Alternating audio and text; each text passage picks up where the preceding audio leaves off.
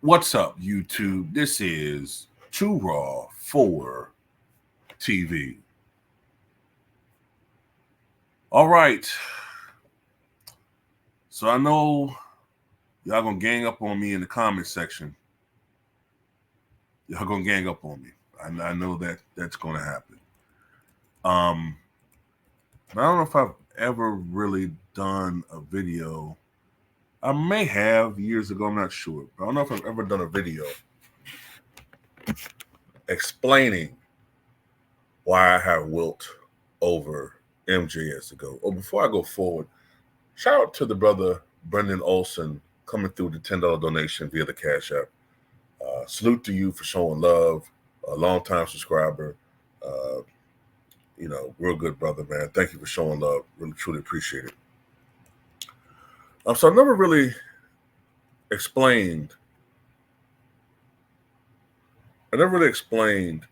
Why I have Wilt as the GOAT. I've given little bits and pieces as to why I think he's a GOAT, but I've never really truly explained it. And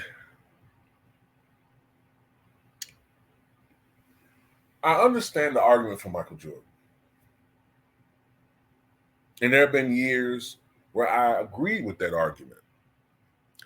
But when I look at Wilt Chamberlain's career, and I look at what he accomplished, and I look at what he had to face, and I look at his achievements, I think that he's the greatest basketball player the game has ever seen. And I know what the superficial arguments are. He's 2-4 in the finals. Mike is 6-0. I get all of that. My answer to that, my reply to that, my retort to that is, I have all the respect in the world for the opponents that Michael Jordan faced in the 90s. And I hope LeBron fans don't take this as, oh, we can use this as ammo against Jordan. You're saying, having a totally different argument. This isn't Jordan versus LeBron. This is Jordan versus Wilt.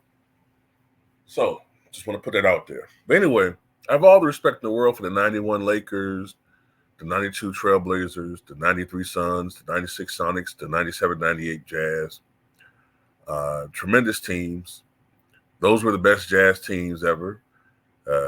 Record-wise, that was the best Sonics team, although I still can't put them over the 79 Sonics because they won a championship, even though that team won just 51 games. 52 games, if I'm not mistaken. I think they won 52 games. That's definitely perhaps the best Suns team ever, although the 2001 Suns went to the finals too, and the 1976 Suns, but they were better than them. And those were the best Trailblazer teams outside of Bill Walton's 77 and 78 teams. Look, all those teams are great, but Wilt Chamberlain had to go against super teams. Okay? He had to go up against the Boston Celtics,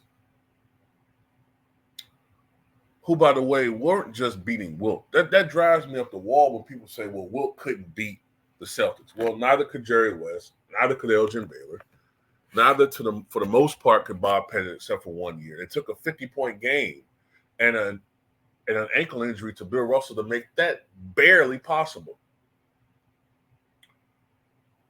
Neither could Oscar Robertson, neither could Jack Twyman. None of those guys, they could beat that team. And then when the Bill Russell dynasty did finally come to an end, then Wilt had to contend in the West.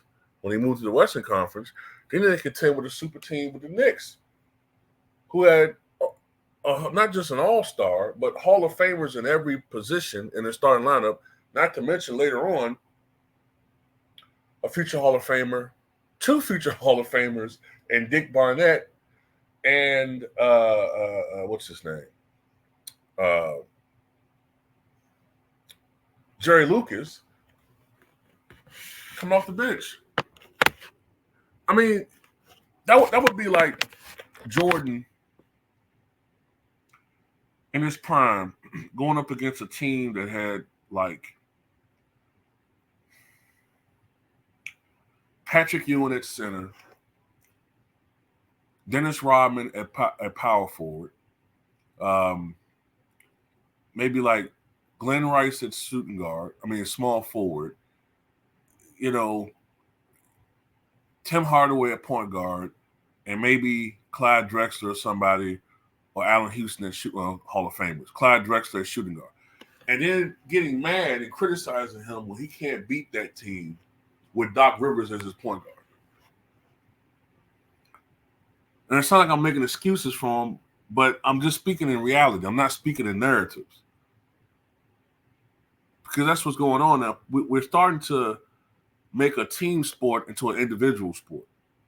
When we got to look at matchups, we got to look at teammates, and we got to look at the years in which these teams are going against one another. Injuries. When Wilt had help around him, and when he wasn't besieged by a team with injuries or age, that one great year, 1967, they won it all. In 1972, they won it all. Matter of fact, it's no coincidence that both those teams are considered one of the top 10 teams of all time. Just so happens Wilt's on that team. You know what I'm saying? So that has something to do with the 2-4 finals record. Something to do with it. Mind you, when Bill Russell, and it's another thing, Bill Russell dominated Wilt Chamberlain. That's a lie. No, he didn't. Wilt Chamberlain averaged 29 points and 29 rebounds in his career against Bill Russell. When Wilt played against Bill Russell in the NBA Finals, or when they were playing each other in the same conference in the playoffs in the earlier rounds, Wilt usually got the best of Bill Russell. Now, I'm not saying that Wilt didn't get slowed by probably the game's best defensive player ever. No, he did slow him down, but he never stopped him. He didn't stop him. Wilt dropped 62 on his hand once. Wilt set the rebounding record of 55 against him. So that's not true at all. Matter of fact, Bill Russell's best finals series were when he was going up against the Lakers before they had Wilt Chamberlain. You know what I'm saying? So there's that. Now there's the argument about, well, Jordan averaged 33.4 points per game in the playoffs. Wilt only averaged 22.5. That's a bit misleading. Michael Jordan played under, I believe, 4 different coaches, I think. Kevin Lowry, Stan Albeck, Doug Collins, twice. Phil Jackson. Now, Phil Jackson's the one that we associate him the most with. Phil and Doug, to be honest with you. But Jordan's role on the team, for the most part, stayed consistent. He was always the team's primary scorer. Wilt Chamberlain, on the other hand, adopted to several different coaches and their philosophies. They had vastly different philosophies. And Wilt was often asked to change his game. When he was with the Warriors, he was a primary scorer. During the regular season, he averaged 41.5 points per game, not for a season, but for his entire tenure with the Warriors. Then he was asked to change his game when he went to Philly. He became more of a team player. During that stint, he averaged 27.6 points per game with the Sixers. Then when he got traded to the Lakers, he started off as a primary scorer, or one of the primary scorers, and he could do it. Before he suffered that devastating leg injury at the beginning of the 69-70 season, he was leading the NBA in scoring. He was averaging 32 points a game. So he could still score. But when he came back from that injury, he wasn't quite the same. But, you know what I'm saying, he became the third, fourth, and ultimately fifth option. But he did what was best for the team, and he always had to change his game. So that affected his overall averages. I think half of his playoff appearances came when he was a Laker, when he was third, fourth, and fifth in the pecking order offensively. So, of course, that's going to affect his scoring numbers. Not to mention the fact that by the time he was with the Lakers, the playoff setup had the structure had expanded multiple rounds, more games. So, yeah, that's going to skew the numbers. When he was with the Warriors in the postseason, he averaged over 34 points, almost 35 points per game, career high 56. So we got to keep that into account too. Jordan never really had to, don't get me wrong, he could, but Jordan's overall role as primary scorer was consistent. Wilt had to change that. Another point I want to make too about scoring, and this is something that Wilt Chamberlain said. Not only did Wilt score, but he was usually the game's most efficient scorer.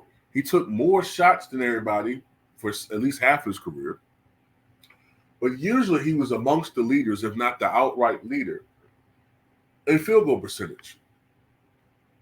Now, Jordan was very efficient for a perimeter player, but Jordan never led the league or was close to leading the league in field goal percentage. Wilt Chamberlain did so 9 out of the 14 years he played. And he was, in the other years, he was probably always top 3 to top 5 in field goal percentage.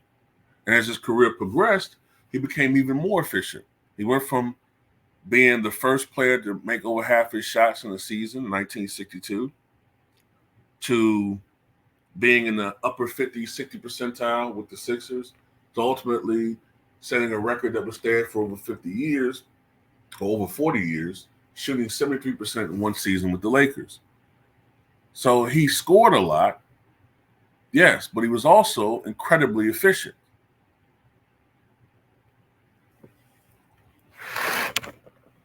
And as I said before, he chose to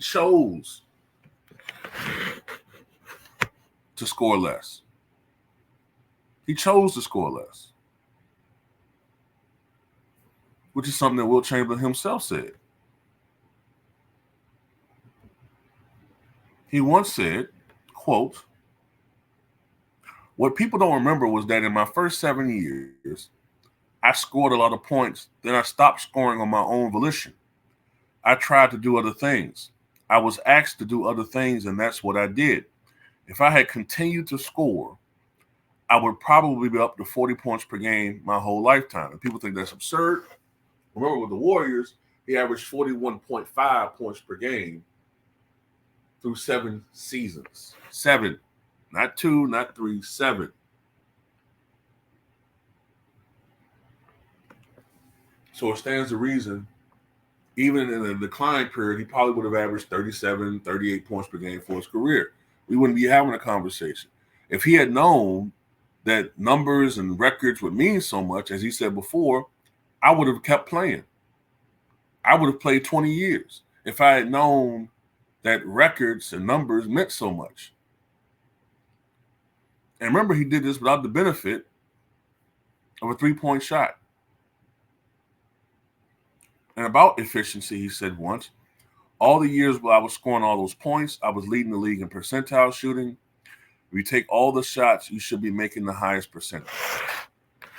This is the thing I want to make clear, too, the point I want to emphasize. When it comes to a LeBron James, even more so than anybody else, even with a Michael Jordan, you can make an argument that the NBA implemented rules to help them offensively, more so with LeBron than anybody, which is why I don't even consider him the GOAT. Wilt had to deal with rule changes to try to stop him.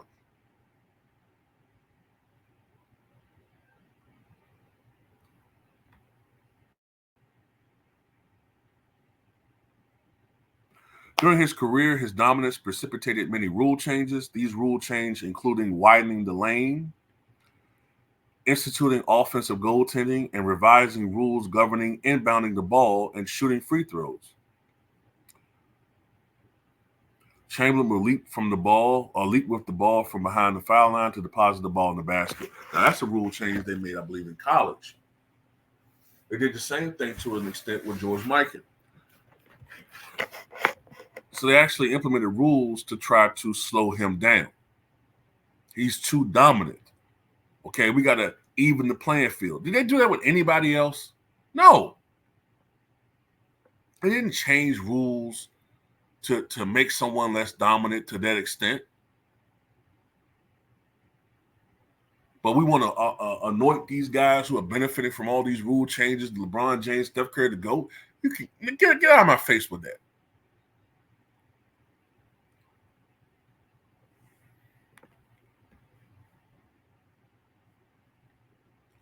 Now let's go through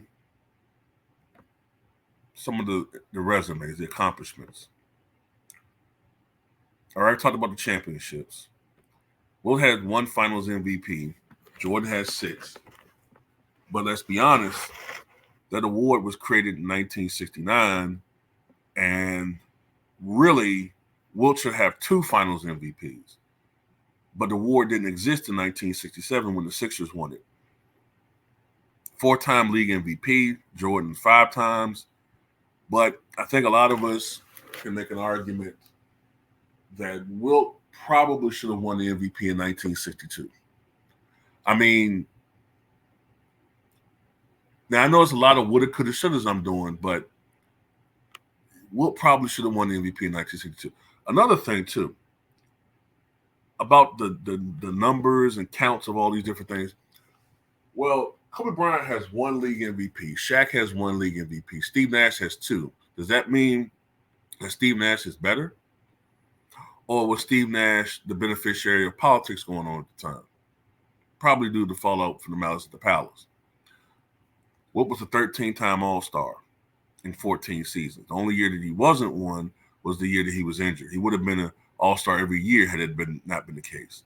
All-Star Game MVP. I think Jordan was 3 times, 7 times All-NBA first team, 3 times All-NBA second team. Some of these things, Wilt is at a disadvantage because the awards were created during his career and didn't exist for the entirety of his career. Both were Rookie of the Year.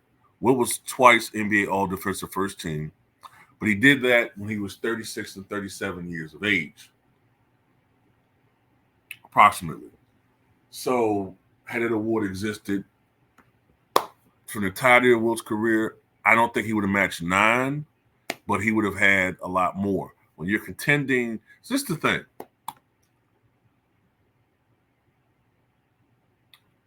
Wilt had a lot of competition at the center position when he was playing. Not saying Mike didn't have competition, but who was the only real guard on his level for much of his prime?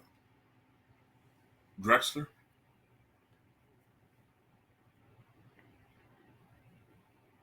I mean, Drexler, Joe Dumars, a beast defensively, but he wasn't Michael Jordan. And then Penny and all those guys came later. Wilt had to contend with Bill Russell, Nate Thurman, Walt Bellamy, and then later on, Bob Lanier, Zelmo Beatty, Kareem Abdul-Jabbar. You know, he had to contend with Willis Reed.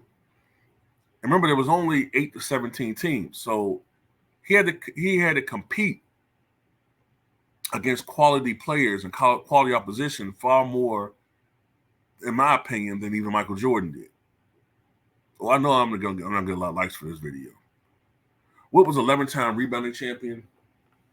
So obviously people are gonna say, well, he's not gonna. How would Mike get rebounds if he's a shooting guard?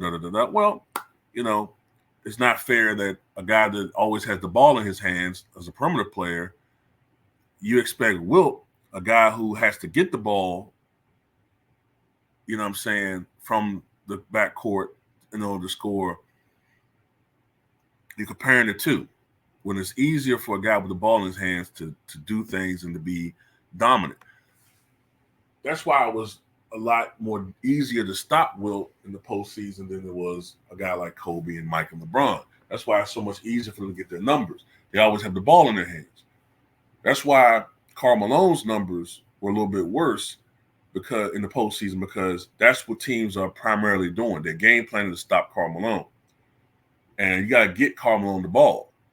And if you just, you know what I'm saying, if you have a double team on Karl Malone and they're doing everything they can to deny the entry pass, it's hard for him to get the ball. It's going to be much harder. Whereas a guy with the ball in his hands, especially in today's era, it's so much easier for them to score.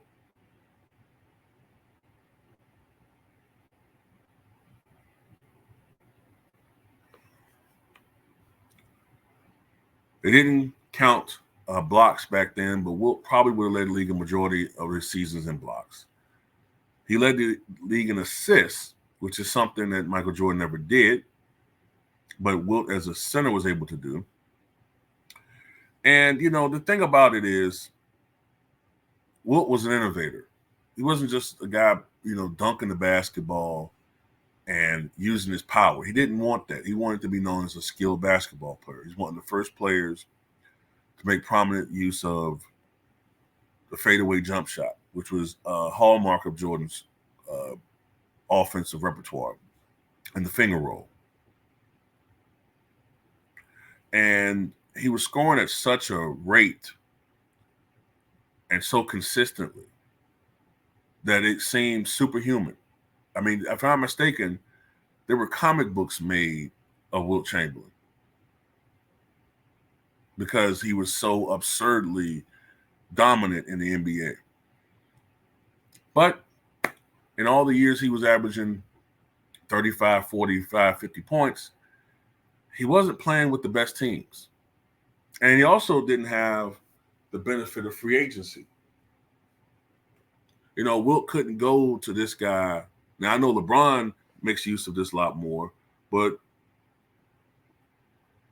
Wilt couldn't just go to Jerry West and say, hey, man, I want to play with you. Want to hook up? Or Elgin Baylor, or, you know, go to Oscar Robertson and say, hey, man, I know you're struggling over there in Cincinnati. Let's team up. You couldn't do that. So Wilt was pretty much relegated to being on the teams that he was on, and they pretty much had to say so as far as his overall destiny, unless he chose to retire. To be honest with you, had they had free agency in 1973, I think Wilt would have continued playing. He just wouldn't have played with the Lakers. But, you know, it is what it is. You know what I'm saying? I'm not going by the numbers and dominance. I'm trying to make a case for why the things that people use against Wilt shouldn't be used. Also, I think Wilt probably would have led the league in steals one of those years if they counted them when he was younger. He was known for getting steals, passing lane steals, and especially. So I think if they had counted steals, he probably would have had a steals title to his resume as well. And not to mention the fact that he's the unofficial all-time leader in triple-doubles. I know Russ is the official leader, 199, but in reality, Wilt had at least 400 triple-doubles. So in addition to all the other things, he's in my opinion, he's probably the unofficial leader in blocks and triple-doubles. In addition to the numbers, in addition to the accomplishments. And he did all of that in an era where players really didn't have any power. I mean, hell, free agency didn't even start until 1977. So, yeah. I mean, that's my thing, man. That's my argument. I think that he's the most dominant basketball player we've ever seen. And were he able to play in this era, You know what I'm saying? With all the freedom that players have today, I have no doubt in my mind he'd have been the best player in the NBA. He would have been even better athletically, which is hard for me to even fathom at this point. Not to mention the fact that he had to deal with the overt racism that existed at this time. These players are coddled. They're in a cocoon. They're in a bubble. Wilt had to contend with the real world. You know what I'm saying? Racism. Sometimes, they were in peril. Traveling was so much more taxing on the body, even back then. And when I say these players were in peril, I mean literally they sometimes were in situations where they could be harmed. You know what I'm saying? They had to deal with all those stresses of regular life, then had to go out there and play 48 minutes. Did you know that Wilt Chamberlain has a record for most completed games in a season, 47? 47 games, I think it was 1962 season. 47 of the 80 games he played, because it was an 80-game schedule, I think, then. 47 of the 80 games, Wilt played every minute, every second. The rest of them, probably no more than a minute break. And this was a man that was taking 39 shots a night. Could you imagine how sore and tired this man was? But he played the game at a high level on both ends of the court. So when I hear these guys talking about they're tired and, oh, this guy, he's expending so much energy on defense. When I hear 22-year-old fans making excuses that he's tired, I don't want to hear that crap. So yes, all of that is why. And Wilt Chamberlain was politically active. Now, people may not have liked his politics because he was a conservative.